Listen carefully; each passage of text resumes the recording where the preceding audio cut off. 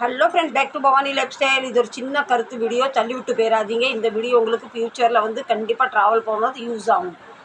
இது என் கையில் train ticket இருக்குது. இந்த டிக்கெட் 10 ரூபா தான். நம்ம ட்ரெயினில் ஏறின உடனே ஒரு தடவைக்கு 10 தடவை நான் செக் பண்ணுவேன். டிக்கெட் இருக்கா, கீழே விழுந்துட்டா டிசி வந்துடுவானா, பிடிச்சிருவானா. டிக்கெட் இல்லைன்னா அந்த செக்கிங் நேரத்தில் டிக்கெட் நம்ம கையில் இல்லைன்னா அவர் நமக்கு கேட்குற கேள்வி இருக்குல்ல, அந்த மாதிரி கேள்வி கேட்கும். டிக்கெட் காணலை, தொலைஞ்சிட்டுனா 500 ஃபைன். அதுக்காக நான் ரொம்ப பத்திரமா வச்சுருக்கேன்.